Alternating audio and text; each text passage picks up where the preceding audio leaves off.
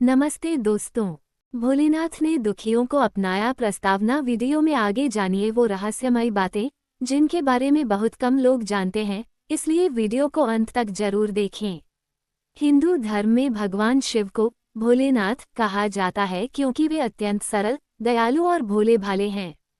उनका हृदय इतना कोमल है कि वे किसी भी भक्त की पुकार सुनते हैं, चाहे वह कितना भी पापी या दुखी क्यों न हो। भोलेनाथ की विशेषता यह है कि वे दुखियों, पीड़ितों और वंचितों को सबसे पहले अपनाते हैं। यही कारण है कि उन्हें आशुतोष भी कहा जाता है, जो शीघ्र प्रसन्न हो जाते हैं। इस लेख में हम भोलेनाथ के उस स्वरूप को समझेंगे जो दुखियों का सहारा बनता है। उनकी कहानियों, उनके प्रतीकों और उनकी शिक्षाओं के माध्यम से भोलेनाथ का दयालु स्वरूप भगवान शिव को त्रिलोचन, नीलकंठ, चंद्रशेखर और महादेव जैसे अनेक नामों से जाना जाता है, लेकिन भोलेनाथ नाम उनके सबसे सरल और सुलभ स्वरूप को दर्शाता है। वे ऐसे देवता हैं जिन्हें प्रसन्न करने के लिए जटिल अनुष्ठानों की आवश्यकता नहीं होती। एक सच्चा मन, एक शुद्ध हृदय और एक आंसू भरी पुकार ही काफी है। उनका वाहन नंदी है, जो धैर्य और शक्ति का प्रतीक है, और वे स्वयं गंगा को अपनी जटाओं में धारण करते हैं। ये दर्शाता है कि वे कितने उदार हैं कि पापों को धोने वाली पवित्र नदी को भी अपने सिर पर स्थान देते हैं। भोलेनाथ की दयालुता का सबसे बड़ा प्रमाण यह है कि वे भूतनाथ भी कहलाते हैं, भूत प्रेतों के स्वामी। वे केवल देवताओं या ऋषियों के ही नहीं, बल्कि उन सभी आत्माओं के हैं जो दुनिया में भटकती हैं, जिन्हें कोई अपनाता नहीं। यह उनकी विशाल हृदयता को दर्शाता है कि वे सबको गले लगाते हैं, किसी को जाति, रंग, रूप या स्थिति के आधार पर नहीं आंकते। पौराणिक कथाएं दुखियों को अपनाने के प्रमाण। भस्मासुर की कथा एक प्रसिद्ध कथा है भस्मासुर की, जो एक राक्षस था और उसने भगवान शिव की कठोर तपस्या करके वरदान प्राप्त किया कि वह जिस किसी के भी सिर पर हाथ रखेगा वह भस्म हो जाएगा। वरदान पाकर भस्मासुर अहंकार में आ गया और उसने स्वयं भोलेनाथ का सिर ही छूने का विचार किया। भगवान शिव, जो साक्षात देवाधिदेव हैं, भस्मासुर से बचने के लिए भागने लगे। ये कथा दिखाती है कि भोलेनाथ ने एक दुखी आत्मा को वरदान दिया, भले ही वह राक्षसी क्यों न हो। उन्होंने किसी को उसके स्वभाव के आधार पर नहीं आंका, बल्कि उसकी तपस्या और समर्पण को महत्व दिया। मार्कंडेय की कथा। मार्कंडेय एक महान भक्त थे जिन्हें बहुत कम आयु में मृत्यु का श्राप मिला था। जब यमराज उनका प्राण लेने आए तो मार्कंडेय ने भगवान शिव की शरण ली। भोलेनाथ ने उनकी रक्षा की और यमराज को चुनौती दी। ये कथा दिखाती है कि भोलेनाथ अपने भक्तों को मृत्यु से भी बचाते हैं। वे दुखियों के पहले रक्षक हैं। चंद्रमा की कथा। चंद्रमा ने अपनी सौतेली मां के कहने पर दक्ष प्रजापति की 27 पुत्रियों में से केवल रोहिणी को अधिक महत्व दिया, जिससे दक्ष ने क्रोधित होकर चंद्रमा को क्षय रोग का श्राप दे दिया। तब चंद्रमा ने भोलेनाथ की शरण ली और उन्होंने चंद्रमा को अपने मस्तक पर धारण कर लिया, जिससे वह क्षय से मुक्त हो गया। ये कथा दिखाती है कि भोलेनाथ कैसे दुखियों को आश्रय देते हैं। भोलेनाथ के प्रतीक और उनका संदेश। त्रिशूल। तीनों तापों का नाश। भोलेनाथ के हाथ में त्रिशूल है, जो 3 प्रकार के तापों आध्यात्मिक, आधिदैविक और आध्यात्मिक का नाश करता है। ये संदेश देता है कि वे अपने भक्तों को सभी प्रकार के दुखों से मुक्त करते हैं। डमरू। ब्रह्मांडीय ध्वनि। उनके हाथ में डमरू है, जिससे नाद की उत्पत्ति होती है। ये संसार की अनंतता और चक्रीयता को दर्शाता है। दुख भी आता है और जाता है, लेकिन भोलेनाथ की कृपा सदा बनी रहती है। गंगा। पापों का नाश। गंगा उनकी जटाओं से निकलती है, जो पापों को धोती है। ये दिखाता है कि भोलेनाथ दुखियों के पापों का भार अपने सिर पर लेते हैं और उन्हें शुद्ध करते हैं।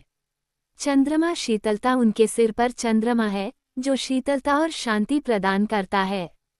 ये दर्शाता है कि वे दुखियों को मानसिक शांति देते हैं। भोलेनाथ से प्रेरणा। सामाजिक संदेश। भोलेनाथ का जीवन हमें सिखाता है कि हमें दुखियों, गरीबों और पीड़ितों की सहायता करनी चाहिए। वे स्वयं भस्म रमाते हैं, क्षीर भगवा पहनते हैं और भंग धतूरे का सेवन करते हैं, फिर भी वे देवाधिदेव हैं। यह इस बात का प्रतीक है कि बाहरी वैभव नहीं, बल्कि आंतरिक दया और करुणा महत्वपूर्ण है। समाज में आज भी लाखों लोग दुखी हैं, गरीबी, बीमारी, अकेलापन और निराशा से जूझ रहे हैं। भोलेनाथ हमें प्रेरित करते हैं कि हम उनकी तरह दयालु बने, उनकी तरह किसी को भी अपने से अलग न समझें और उनकी तरह हर किसी को अपनी गोद में स्थान दे। शिव नाम सबसे बड़ा मंत्र बना। प्रस्तावना सनातन धर्म में मंत्रों का अत्यधिक महत्व है। हर मंत्र की अपनी शक्ति, अपना प्रभाव और अपनी विशेषता है, लेकिन इन सभी मंत्रों के बीच शिव नाम ओम नमः शिवाय सबसे बड़ा, सबसे प्रभावशाली और सबसे सरल मंत्र माना गया है। ये केवल 5 शब्दों का मंत्र है, फिर भी इसमें संपूर्ण ब्रह्मांड की ऊर्जा समाहित है। शिव नाम को पंचाक्षर मंत्र भी कहा जाता है, क्योंकि यह 5 अक्षरों न, म, शिव, व, य से बना है, जिसके आगे ओम जुड़ा होता है। इस लेख में हम ये समझेंगे कि शिवनाम क्यों सबसे बड़ा मंत्र है, इसकी महिमा क्या है और यह हमारे जीवन को कैसे बदल सकता है। ओम नमः शिवाय का अर्थ और महत्व। शिवनाम का शाब्दिक अर्थ है, मैं शिव को नमन करता हूँ, लेकिन इससे कहीं अधिक गहरा अर्थ है। ओम ब्रह्मांड की आदि ध्वनि है, जो संपूर्ण सृष्टि का मूल है। नमः का अर्थ है प्रणाम, समर्पण या आत्मसमर्पण। शिवाय का अर्थ है कल्याणकारी, शुभ और परमात्मा। इस प्रकार यह मंत्र हमारे अहंकार को समर्पित करने और परम चेतना से जुड़ने का मार्ग है। शिव नाम को पंचाक्षर इसलिए कहा जाता है क्योंकि यह 5 तत्वों पृथ्वी, जल, अग्नि, वायु और आकाश का प्रतीक है। हर अक्षर एक तत्व को दर्शाता है। न पृथ्वी स्थिरता, म जल तरलता, शीतलता, क्षय अग्नि ऊर्जा, ताप, वायु गतिशीलता, य आकाश असीमता। इस प्रकार शिव नाम संपूर्ण सृष्टि का सार है। जब हम इसका जाप करते हैं तो हम अपने भीतर इन सभी तत्वों को संतुलित करते हैं।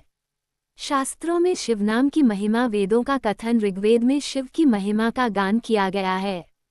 यजुर्वेद में स्पष्ट कहा गया है, नमः शिवाय च शिवत्राय च, अर्थात शिव को और शिव से भी अधिक कल्याणकारी को नमन। वेदों में शिवनाम को सर्वोच्च स्थान दिया गया है। शिव पुराण के अनुसार ओम नमः शिवाय वह मंत्र है जिसका जाप करने से मनुष्य के सभी पाप नष्ट हो जाते हैं। कहा गया है कि यह मंत्र स्वयं भगवान शिव ने अपने भक्तों को दिया है। इस मंत्र का जाप करने वाला व्यक्ति मृत्यु के बाद शिवलोक को प्राप्त करता है। रामायण और महाभारत। रामायण में हनुमान जी शिव के अवतार माने जाते हैं और उन्होंने भगवान राम को इस मंत्र की महिमा बताई थी। महाभारत में भीष्म पितामह ने युधिष्ठिर को शिवनाम का उपदेश दिया था। इन दोनों महाकाव्यों में शिवनाम को मोक्षदायी बताया गया है। तिरुमंत्रम दक्षिण भारत के प्रसिद्ध शैव ग्रंथ तिरुमंत्रम में कहा गया है कि ओम नमः शिवाय ही एकमात्र सत्य है और यह सभी मंत्रों का राजा है।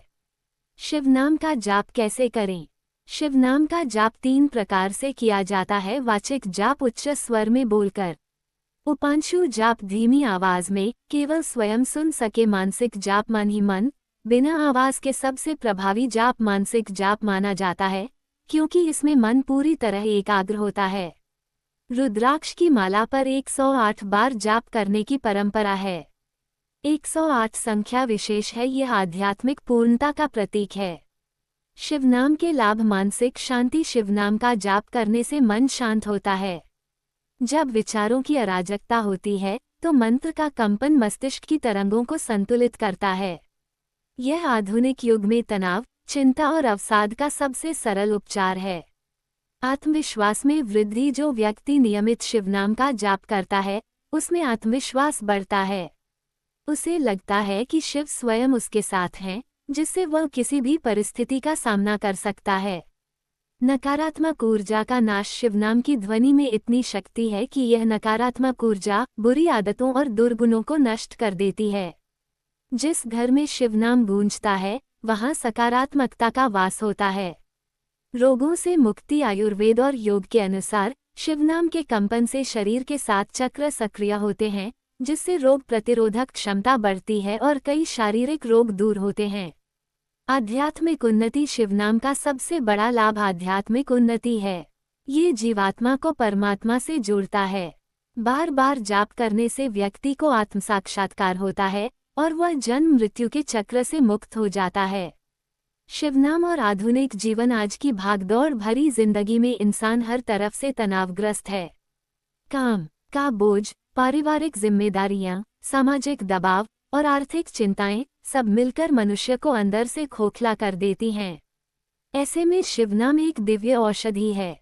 इसे करने के लिए न तो किसी विशेष समय की आवश्यकता है, न ही स्थान की। आप कहीं भी, कभी भी, किसी भी मुद्रा में ओम नमः शिवाय का जाप कर सकते हैं। चलते फिरते, गाड़ी चलाते, खाना बनाते या सोने से पहले यह मंत्र आपके साथ रह सकता है। यही इसकी सबसे बड़ी विशेषता है। यह अत्यंत सरल है, फिर भी अत्यंत शक्तिशाली। पौराणिक कथाएं शिव नाम की शक्ति। मार्कंडेय ऋषि की कथा। मार्कंडेय को बहुत कम आयु में मृत्यु का श्राप मिला था। जब यमराज उन्हें लेने आए तो मार्कंडेय ने शिवनाम का जाप किया। उसी क्षण भगवान शिव प्रकट हुए और उन्होंने मार्कंडेय को मृत्यु से बचा लिया। ये कथा दिखाती है कि शिवनाम मृत्यु पर भी विजय दिला सकता है। रावण की भक्ति। रावण, जो एक महान शिव भक्त था, ने शिवनाम की तपस्या करके अद्वितीय शक्तियां प्राप्त की। उसने शिवनाम के बल पर ही चंद्रहास नामक खड्ग प्राप्त किया और असंख्य राज्यों पर विजय पाई। यद्यपि उसका अंत बुरा था क्योंकि उसने भक्ति का दुरुपयोग किया, फिर भी ये दिखाता है कि शिवनाम में कितनी शक्ति है। नंदी की कथा। नंदी, शिव के वाहन, ने शिवनाम के बल पर ही शिव का सान्निध्य प्राप्त किया। वे सदा उनके साथ रहते हैं और उनके द्वारपाल हैं। शिवनाम की तुलना अन्य मंत्रों से हिंदू धर्म में अनेक मंत्र हैं। गायत्री मंत्र, विष्णु सहस्रनाम, हनुमान चालीसा आदि। प्रत्येक की अपनी महत्ता है, लेकिन शिवनाम को महामंत्र क्यों कहा जाता है? ये सबसे छोटा और सबसे सरल है। इसमें किसी भी नियम संयम की आवश्यकता नहीं। ये सभी वर्णों, जातियों, लिंगों और आयु के लोगों के लिए है। ये बिना किसी दीक्षा के भी किया जा सकता है। इसका कोई विपरीत प्रभाव नहीं, चाहे गलत तरीके से भी किया जाए। यही कारण है कि शिवनाम को सबसे बड़ा मंत्र कहा गया है। वैज्ञानिक दृष्टिकोण। आधुनिक विज्ञान भी मंत्रों के प्रभाव को स्वीकारता है। ध्वनि कंपन का मानव मस्तिष्क पर गहरा प्रभाव होता है। ओम की ध्वनि 432 हर्ट्ज की आवृत्ति पर होती है, जो प्रकृति की मौलिक आवृत्ति है। ओम नमः शिवाय के कंपन से मस्तिष्क में अल्फा तरंगें उत्पन्न होती हैं, जो विश्राम और ध्यान की अवस्था को दर्शाती हैं। शोध बताते हैं कि नियमित मंत्र जाप से हृदय गति नियंत्रित होती है, रक्तचाप कम होता है और तनाव हार्मोन कोर्टिसोल का स्तर घटता है। इस प्रकार शिवनाम केवल आध्यात्मिक नहीं, बल्कि वैज्ञानिक रूप से भी लाभकारी है। शिवनाम से जुड़ी कुछ अनोखी बातें। सर्वकालिक मंत्र। इसका जाप रात दिन कभी भी किया जा सकता है। कोई समय बंधन नहीं। सर्वस्थानिक। मंदिर, घर, यात्रा, कार्यालय, हर जगह उपयुक्त। निर्विघ्न। इसमें किसी विशेष आहार या शुद्धि की आवश्यकता नहीं। स्वयं सिद्ध। इसके लिए किसी गुरु की आवश्यकता नहीं, स्वयं प्रारंभ कर सकते हैं। सच्ची भक्ति से शिव प्रसन्न हुए। प्रस्तावना। भगवान शिव को आशुतोष कहा जाता है, अर्थात जो शीघ्र प्रसन्न हो जाते हैं। लेकिन यहाँ एक महत्वपूर्ण प्रश्न है, क्या वे केवल दिखावे, भव्य अनुष्ठानों या महंगे प्रसाद से प्रसन्न होते हैं?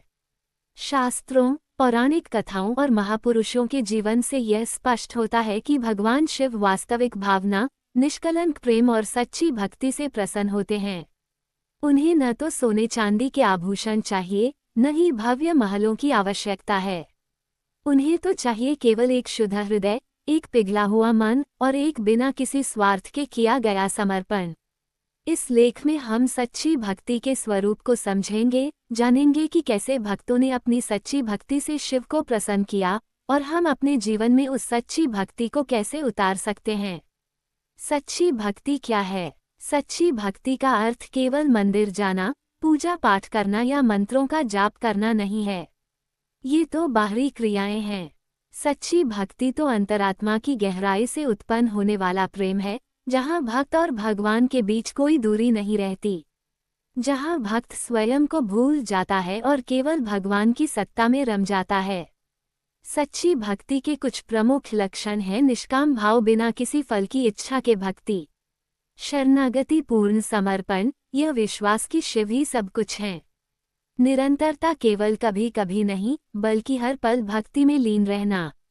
विनम्रता, अहंकार का त्याग, ये भाव कि मैं कुछ नहीं, तू ही सब कुछ है।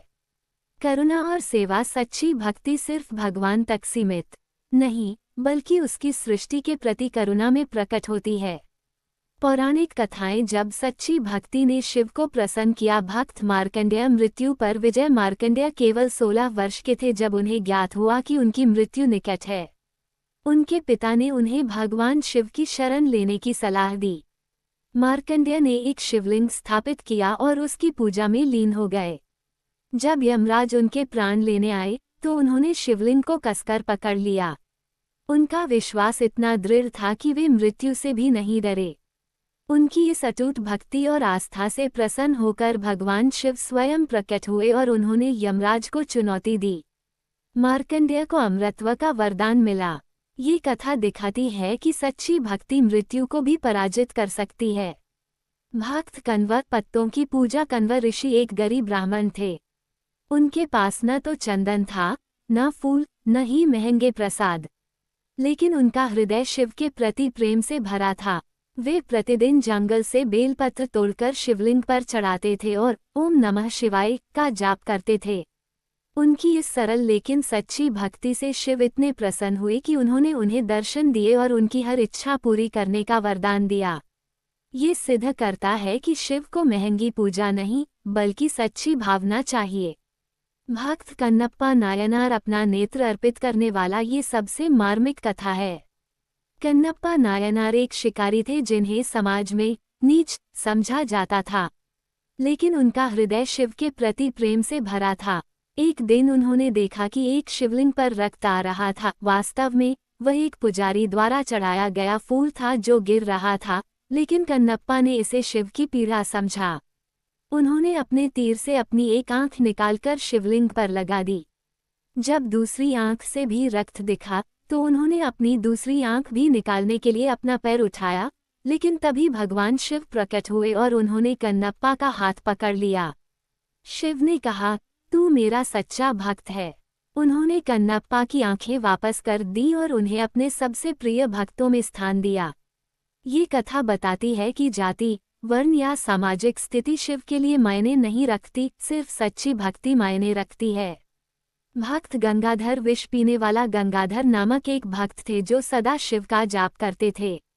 उन्हें कठिन से कठिन परिस्थितियों में भी शिव पर अटूट विश्वास था।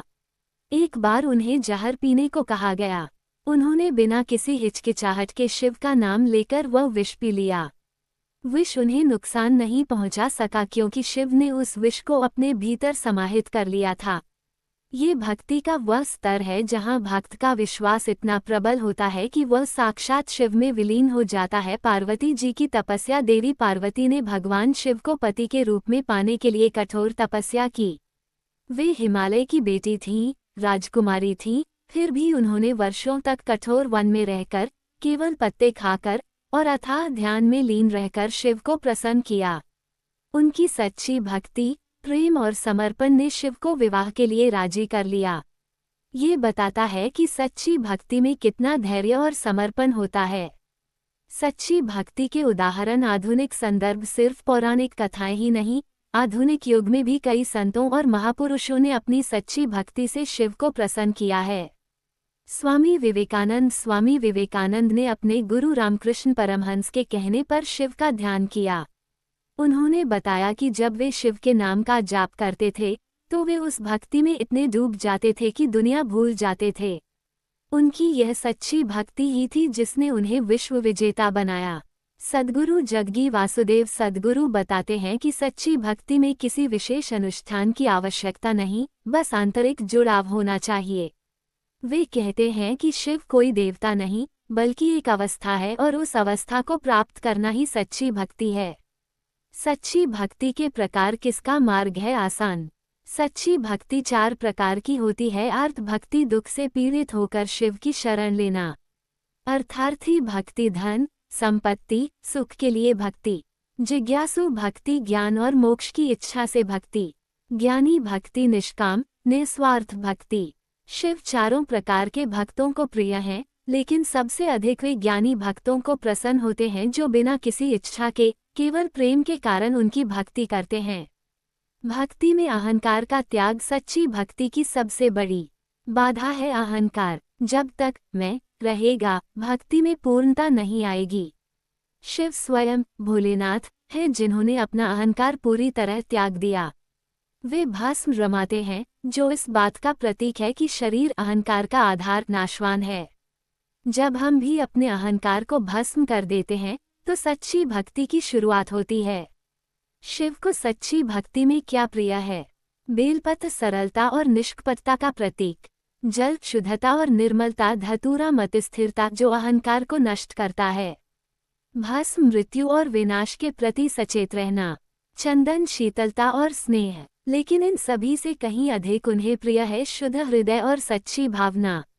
सच्ची भक्ति का फल जीवन परिवर्तन। जब सच्ची भक्ति से शिव प्रसन्न होते हैं, तो वे अपने भक्त पर अनंत कृपा बरसाते हैं। भय का अंत, हर प्रकार का भय समाप्त हो जाता है। मानसिक शांति, मन में स्थिरता और शांति आती है। आत्मविश्वास, शिव के साथ का एहसास अटूट विश्वास देता है। पापों का नाश, शिव नाम से सभी पाप नष्ट होते हैं। मोक्ष, जन्म मृत्यु के चक्र से मुक्ति। सच्ची भक्ति से शिव प्रसन्न हुए, ये सिर्फ एक कथन नहीं, बल्कि सनातन धर्म की आधारशिला है। भोलेनाथ उस मिट्टी के समान है जो सबको समान रूप से ग्रहण करती है। उन्हें न तो हीरे मोती चाहिए, न सोना चांदी, न बड़े बड़े अनुष्ठान। उन्हें तो चाहिए केवल एक सच्चा प्रेमी हृदय। चाहे आप अमीर हो या गरीब, ऊंची जाति के हो या नीची, पढ़े लिखे हो या अनपढ़, शिव के द्वार पर सभी का स्वागत है। बस अपने हृदय में उनके लिए थोड़ा सा स्थान बनाएं, उनसे कुछ न मांगें, केवल उनसे प्रेम करें। वे इतने भोले हैं कि एक सच्चे प्रेमी को देखते ही पिघल जाते हैं। अतः सच्ची भक्ति का अर्थ है अहंकार को मिटाना, दूसरों की सेवा करना, शिव को केवल मंदिर में नहीं बल्कि हर प्राणी में देखना और जीवन के हर पल को शिव में बनाना। जब आप ऐसा करेंगे तो शिव स्वयं प्रकट होंगे, शायद किसी रूप में, शायद किसी अनुभव में, लेकिन निश्चित रूप से। ओम नमः शिवाय। हर हर महादेव। बहुत है पूरी कहानी सुनाओगे, लेकिन सबसे पहले आपसे निवेदन है कि हमारे चैनल को सब्सक्राइब जरूर करें, क्योंकि घंटे लग जाते हैं वीडियो को बनाने के लिए। आप प्यारे दोस्तों के लिए ही तो प्लीज़